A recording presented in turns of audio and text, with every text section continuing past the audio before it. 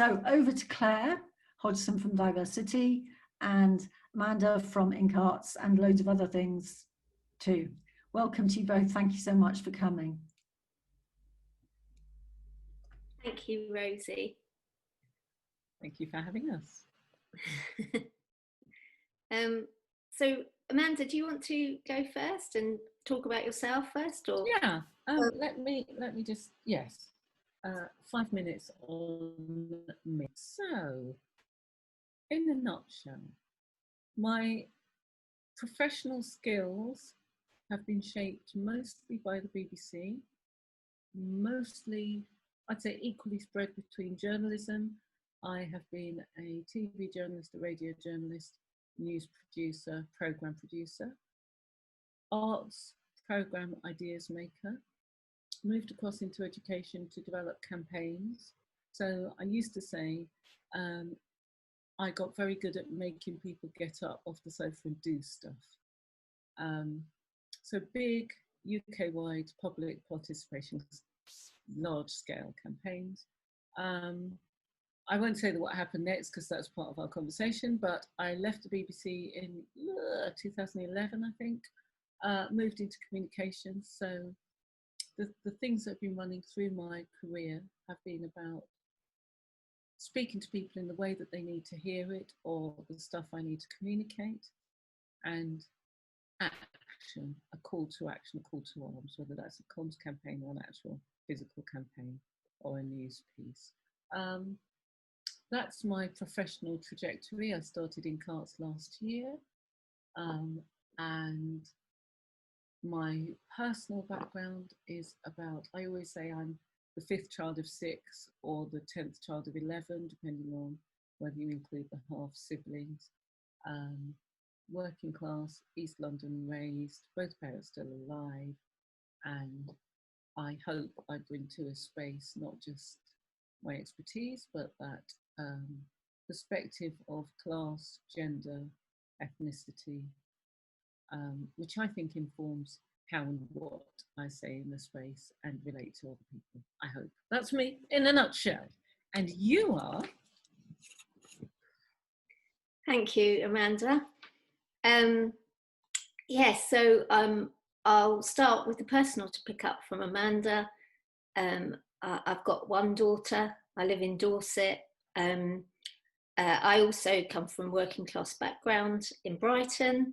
I'm the eldest of 3.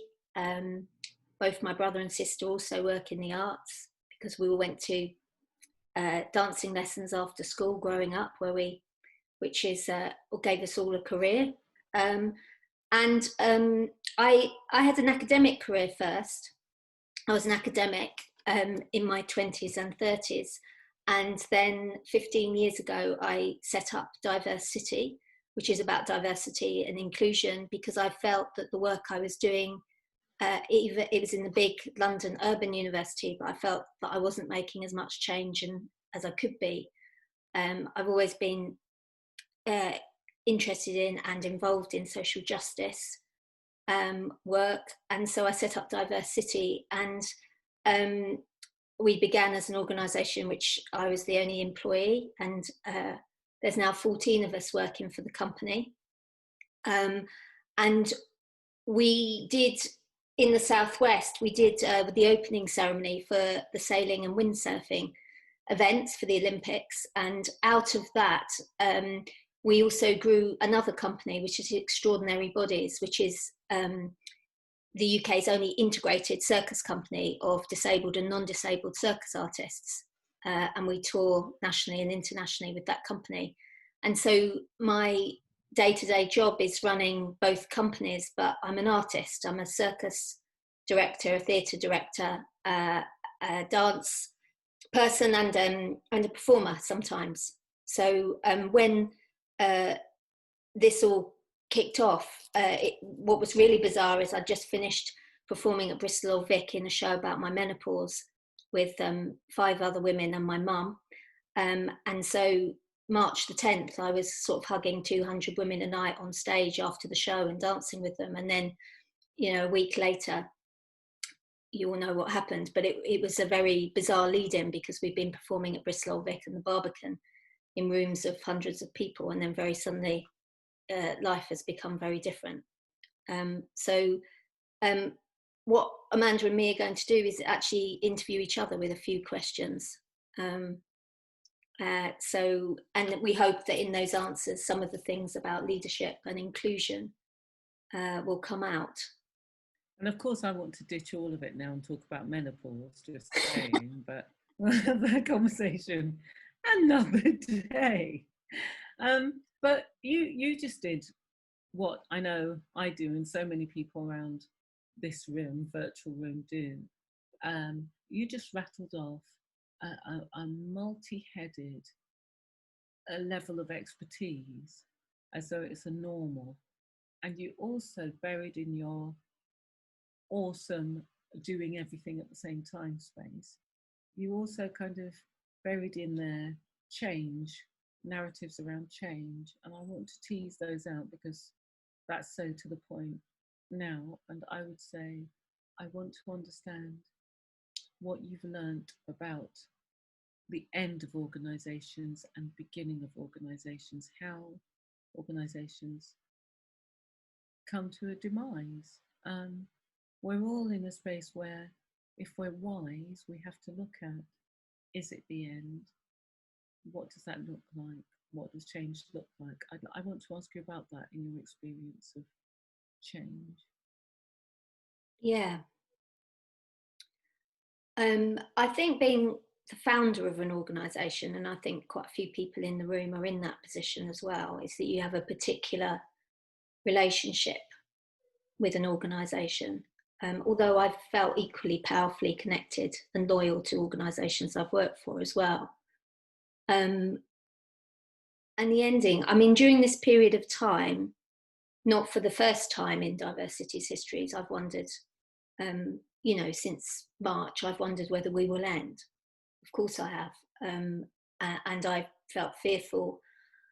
And I've also realised, and thought about the fact that when you hang on to things too tightly, that's not the thing to do, in life, that when you hang on tightly, things don't work out, is my experience. So, my immediate response was, to hang on very tightly. And then I sort of felt myself releasing my grip.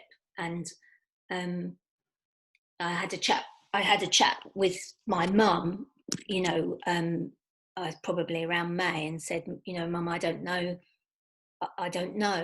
whether this is going to be the end of Extraordinary Bodies and Diversity, because, we're not doing any live performances. We've paid everyone for tours that are not going to happen.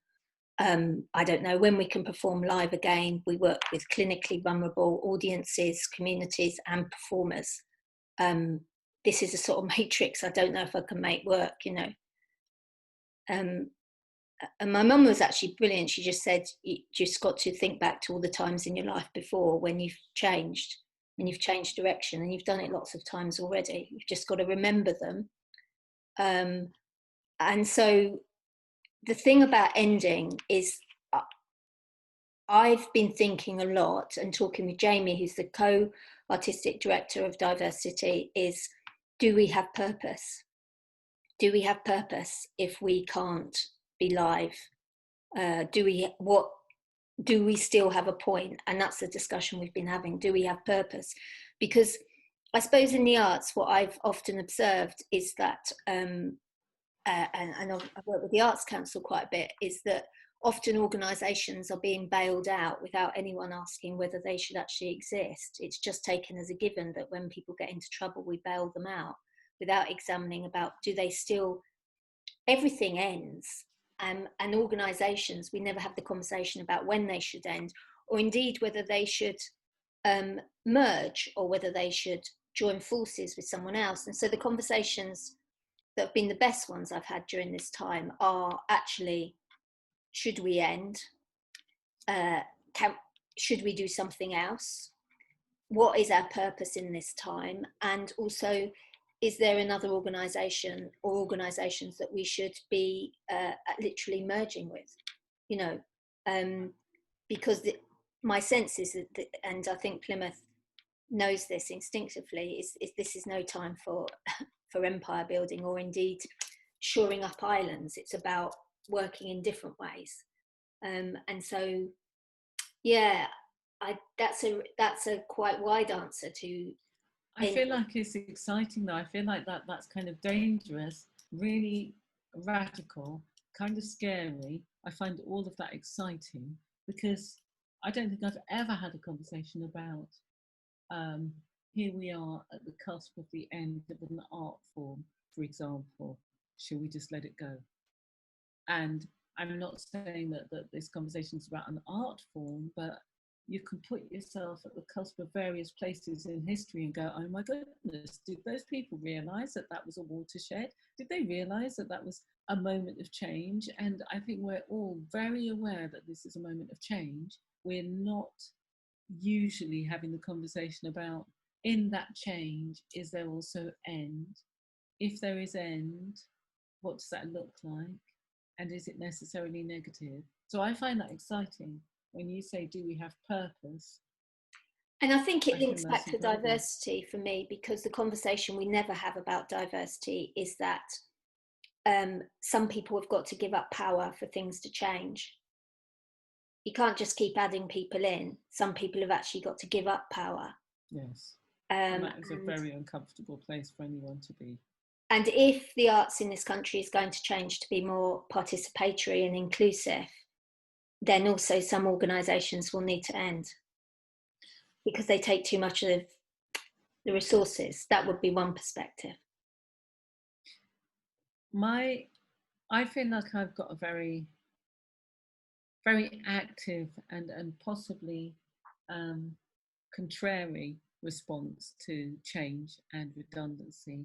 So my very first job in the arts was with an organisation that I'm now on the board of, and I, fresh-faced graduate, joined a local theatre, community theatre, which wasn't, well, it was a community theatre and a performance space then, and within 5 weeks of being there, we lost public funding, and I had to write my own redundancy letter. So within 2 months of actually working in the sector, I was the secretary to the artistic and exec director. So I was writing my own redundancy letter, which at the time felt really funny. And now I look back and I go, wow, what better baptism into the arts could I have had other than, don't think it's permanent, enjoy it for the moment, things are going to change down the line, might be tomorrow. And, you know, I joke about it now, but I think, like you said, it plays to the same point from a very different perspective. I feel like I had a mirror image of your learning, but right at the beginning of my career, going, do we have a purpose? Is it a bad thing if I move on? Can I stay in a different form? Can I become something else? How do I change? I think it's really, which is why I think it's exciting, because it happened when I was 20 and it's happened ever since. And, you know, I've lost track of the number of times I've been made redundant now. I've literally lost track of the number of times. And Amanda, was that sort of like reimagining of what redundancy means? You know, can you talk a bit about, through your lived experience of crisis, you know, what would you say you've learned about crisis? Well, if I could take you then to the next big moment of redundancy, when the next one hit, because after that, worked in various arts organisations, left or was made redundant, and then worked at the BBC for many years and was really unhappy there. You know, just, you never meet a happy ex-BBC staffer, I just want to say. They all go and they kind of go, oh God, wasn't it awful? Being there 25 years old, wasn't it awful? You know, I think it was awful in hindsight. Actually, at the time, it probably wasn't bad, but I spent far too many years moaning about it. But so sometime, maybe, I don't know, 10 years into my career there, my husband became very sick and with cancer, and long story short, died within 2 years of diagnosis. And so I had a big chunk of time out, came back, widowed, And as soon as I came back in the space, was being made redundant. and and all around me, people were in pieces. People were, long-term contracts were coming to an end. People had grown up in the organisation. People had only ever worked in the BBC, you know, and all of the values of the BBC were really heartfelt. So people were broken. And I was absolutely untouched by any of it, unsurprisingly, because I was going through different stuff. But it also allowed me to be very dispassionate about the process as well. By which I mean, whilst I really couldn't be asked to find another job, it was inconvenient, I could absolutely understand the need and the rightness of the decision to move the entire department to Salford. We were one of the teams that went to Salford. It was an argument about inclusion.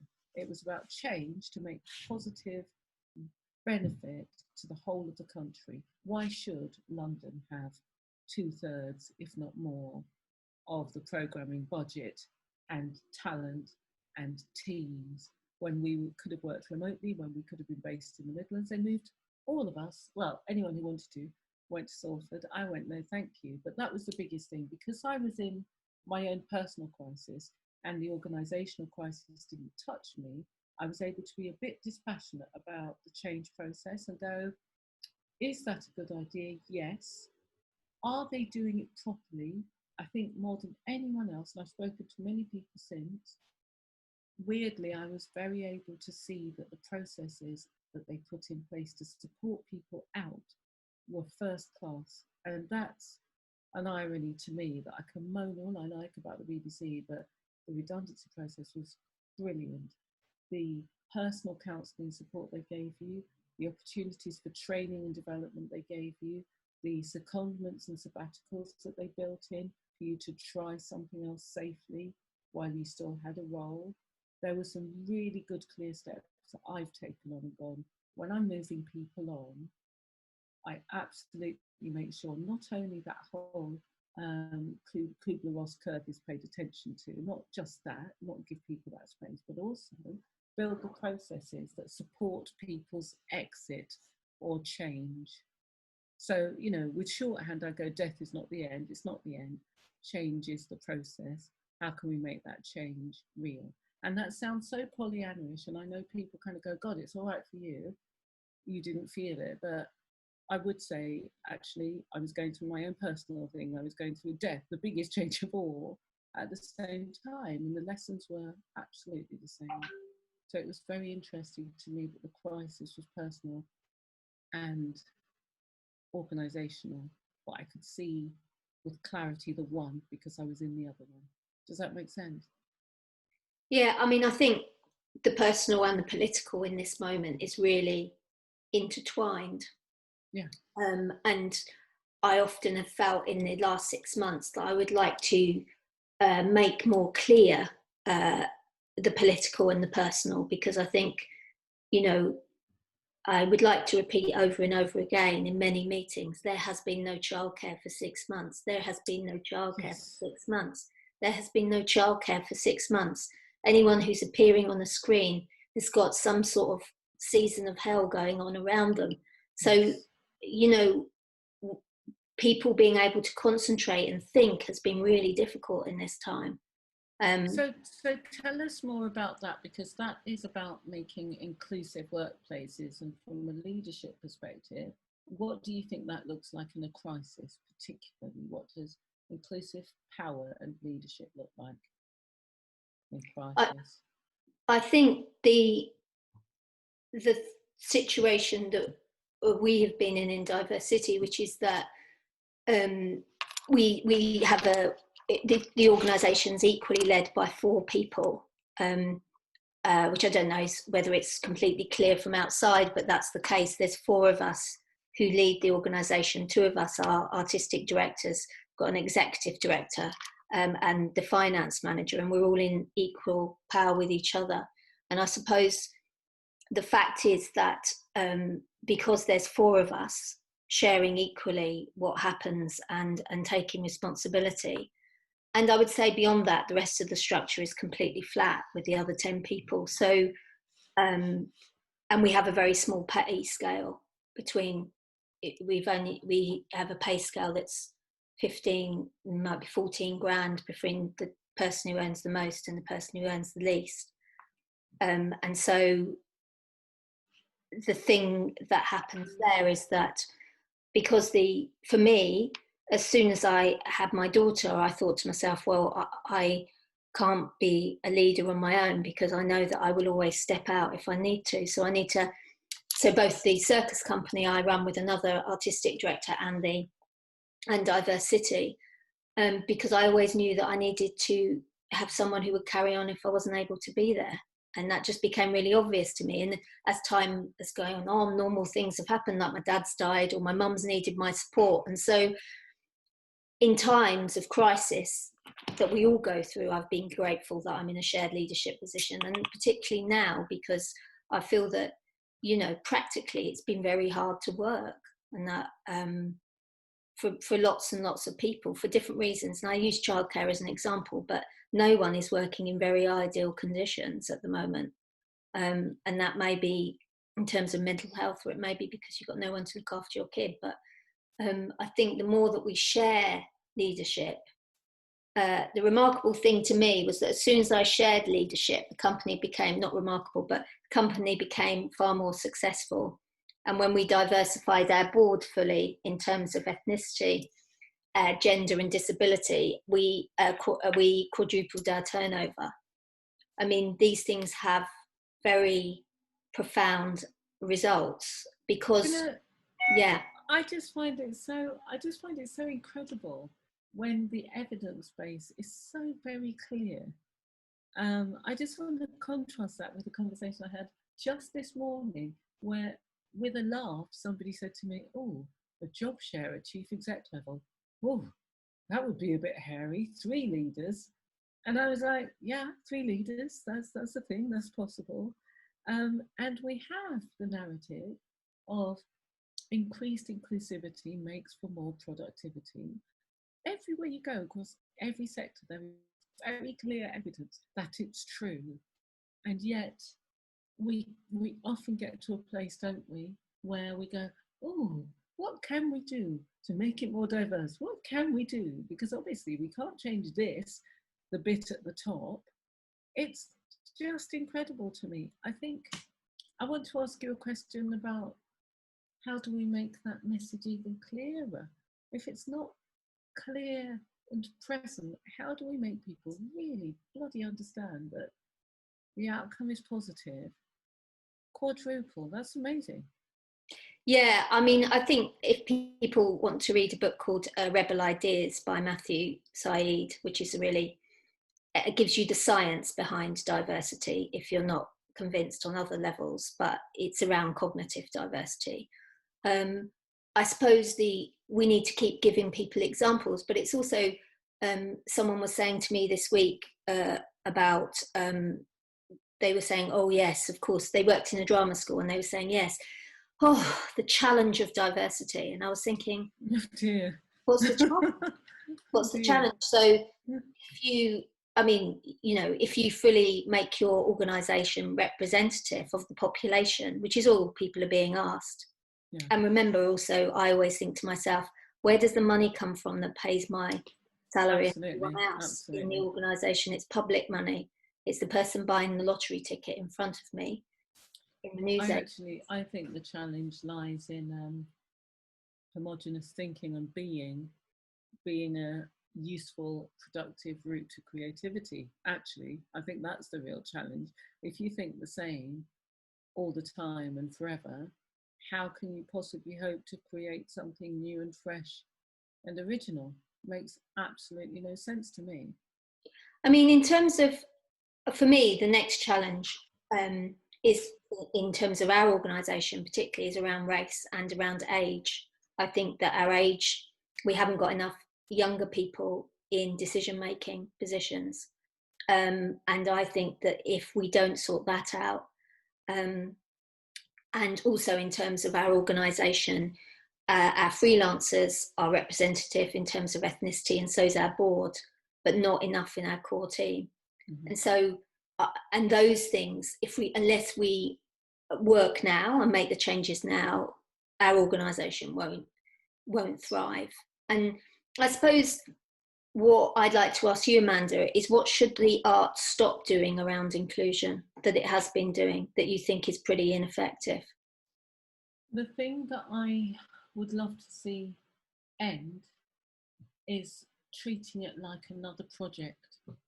I think they are, because of the way we're funded and because of the way performance works, we're almost always on a kind of preset of project-based delivery. We think in terms of seasons or project funding or some other finite, time-limited, measured unit of production, which when it comes to theatre absolutely makes sense. What a moment, we managed to do it by the skin of our teeth, and look at that, nobody could tell from behind what, from the fantastic thing that we saw on stage. All of that kind of narrative makes absolutely sense, makes perfect sense in a performance framework. In a lived experience framework, it's the very opposite. For me, at the very least, that kind of Groundhog Day iteration, the same place each time. What should we do? We'll do a project. What should we do? We'll do a project. What should we do? We'll do a project. When it comes to my lived experience, is a trigger. I don't want to have to keep repeating the same problem at the same place in the same space over and over and over for years to come. It seems crazed to me. So it's to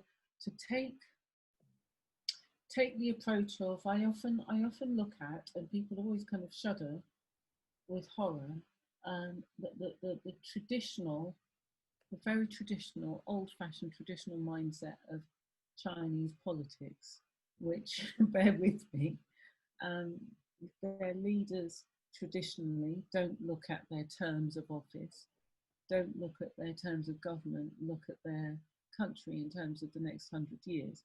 Where will China be in the next 100 years? So they accept that they are a cog in the wheel of process, and their agency is shared over a long period of time with others. And irrespective of what you think of China and its politics, in terms of a long-term mindset, they crap on us from a great height, because they're thinking not just about their individual agency, they're thinking about the lifespan of their history, you know? And so that's the first thing for me. What can we do differently? We need to take inclusion out of the narrative of project and into the space of lifespan, historical overview, long-term view, long-term culture. We don't look at singing, for example, as a short-term goal.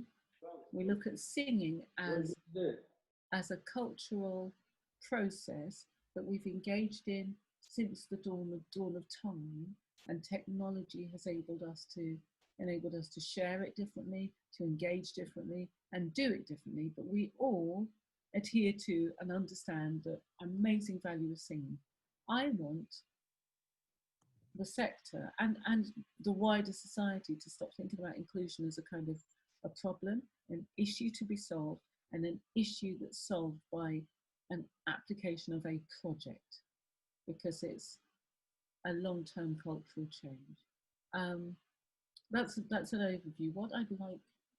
How I'd like that to happen is actually about embedding inclusion systemically across the organisation at every level, in individuals and in the organisation. So typically, not just in the sector but elsewhere, we have a diversity officer. If we're resourced enough, we have a diversity manager or a diversity officer whose job it is to whip people up into a storm and share certain information and monitor and evaluate and all those other great things. But more often than not, that diversity officer is of lived experience, so they're stuck in iterative hell every day of their life, doing the same thing over and over. And also, I've lost count of the amount of times where I've had inclusion conversations. I'm thinking of one big banking company I was working with over time, and we'd have meetings in their very beautiful cafe space, and people would go, "Oh, that's the diversity meeting, we'll just go and make our coffee over here." It becomes somebody else's issue when we deal with it in a project-based way, and when we appoint a lead or a specialist in it. So it's bizarre to me that, given what I do, I'm actually arguing for there not to be a need for INCARTs at all. But that would be my goal, that everybody says, I understand from a business perspective that if I talk to people who are not like me, my business is more productive and has more value. Full stop. However you want to measure that value, however you want to measure that productivity. I understand if I engage with different, I get reward. So how am I going to engage with that reward? I want that to be iterative, personally based, and embedded right across the organisation, every organisation. So I have a provocation to the sector. If we, I think we have time. Can I share very quickly the 1% idea? Yeah, that would be good. And then maybe we could move into the exercise, if that's okay. Yes, okay. So the 1% provocation, which I'll send a link actually in the chat when we come back, basically goes like this. What would our organisations and our individual agency be if we looked at inclusion on each budget line, on every budget line, we dedicated a 1% intervention each month to an inclusive outcome or event? And people usually go, 1%, that's not much. And I go, no, 1% on each budget line every month with sanctions. If you don't meet that intervention, you lose 1% of the budget line, which over the course of a year means that, let's say my stationery budget, I haven't done anything with it. I've lost 12% of my stationery budget if I don't actually engage with it, think of it regularly, do something that is an intervention, keep current and mindful and active about that intervention on a day-to-day basis. I mean, it's an exercise. I'm happy to share with it later, but that's how I'd like people to think about it, in the way that since I've been in the workplace, I've had to, both as a journalist and a campaigns manager, gone, who's not here, who's not been represented, where can I reach them for this to validate my spend of the licence fee? If I'm going to spend that 70-year-old's budget, their benefits, I'm going to take that money and I'm going to make sure I include that voice in the outcome. So I want it to be like that. That's what the sector could do, be a lot more granular, embed it, and everyone take personal agency. Thank you, Amanda. I think what we'd like to do now is share with everyone a grid. Yes. And because the personal is political, we're going down into the personal, and we're going to share a grid, and we would like everyone to fill in the grid quickly and without overthinking it, and Amanda will just talk you through the grid. I think Hannah's going to share it. Is that right, Hannah? Thank you, Hannah. So this is about, as it says, nurture. In times of crisis, we all run on absolutely nothing at all, and we get spent, and at the very least mental health issues can occur. But it's absolutely vital to stock take and go, okay, I have all these needs, and how do I get nurture and support? Where do I turn to? Now, while you're doing it, I'll talk while you're doing it. I'd love people to scribble while they're doing it. So if I look at practical and vitality, I would be asking the question of, who are my practical supporters who give me vitality, but in a very practical way? That might be quite simply your Zumba class, or it could be the person who drags you out on a Sunday morning and forces you to do the 5K run in the park. Or it could be someone who always brings you a smoothie at the end of the day because they see you're flagging, or buys you a chocolate bar. It doesn't have to be a healthy thing. It's about who gives you that pep when you absolutely need it. Now, don't be afraid of putting the same people in various areas. Don't be afraid of having holes or gaps in this table. I was saying to Claire that I know that my gap is often around the spiritual. I often get to who are my spiritual networks, and I go, gosh, well, if I was of a faith, if I was an active faith, that would be easy. That would be my church members.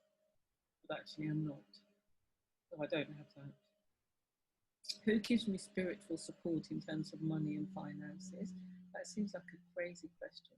But actually, there are those people who actually tell you things like, you get what you need, or the universe will provide. People who make you stop and go, oh, actually, okay, I don't have to hold all of this. So if you just take 5 minutes to work across it, and I'm going to do mine now in my head. I've also emailed this to everyone, so if it's easier for you to work off screen, this has been sent on an email.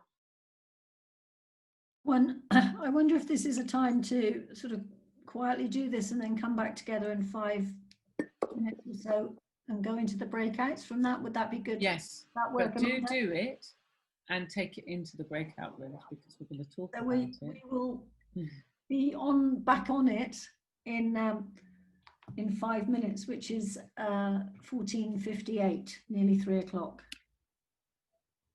Okay, so Rosie, we fill this in as far as we can, including the difficult questions. Yeah. Yes. I'm just trying to think who my investors are. Yeah. This is every row and every column, is it? If Yeah. you can, yes. As much as you can, and it's instinctive. And the other thing to think about is, because we'll use this in the next two in the breakouts. One will be about the personal, and then the other will be about where we might be giving out.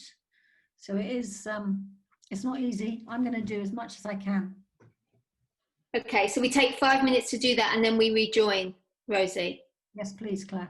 Okay, right. So you're in 5, I'm going to take a screen break.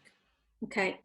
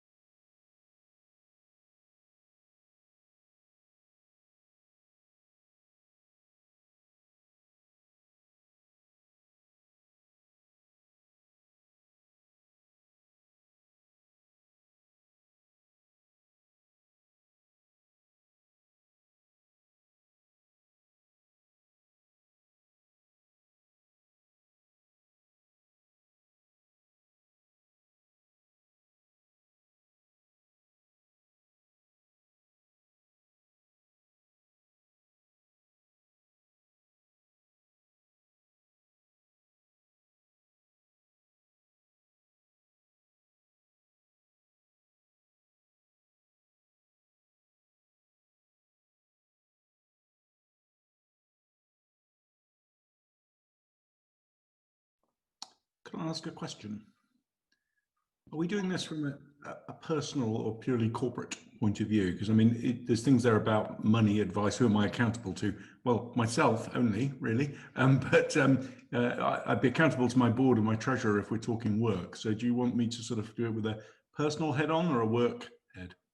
I've done my results to it, mix both.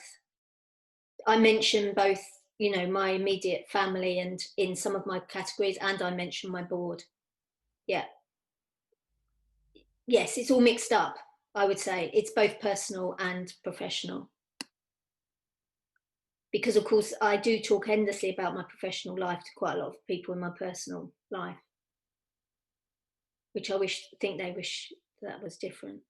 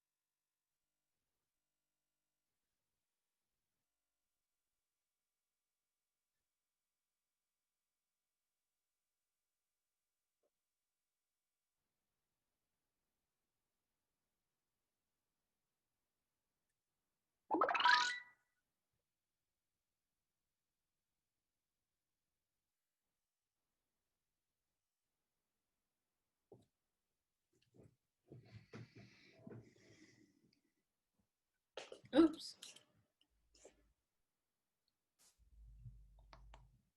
I forgot to plug myself in. Okay, is that about ready to go into breakout sessions? I think it is. Okay, I will Thanks, Hannah. stop sharing that one. And so I've popped you into breakout sessions. You'll automatically go there, and you'll have a facilitator, whether it's Amanda or Claire, in that session, and that will last for 20 minutes, and then we'll bring you back, and then we'll swap you around, and you'll go back out to your groups. So any problems, just come back here, but hopefully you'll be directed straight to your session, and we'll pick the conversation up with you there.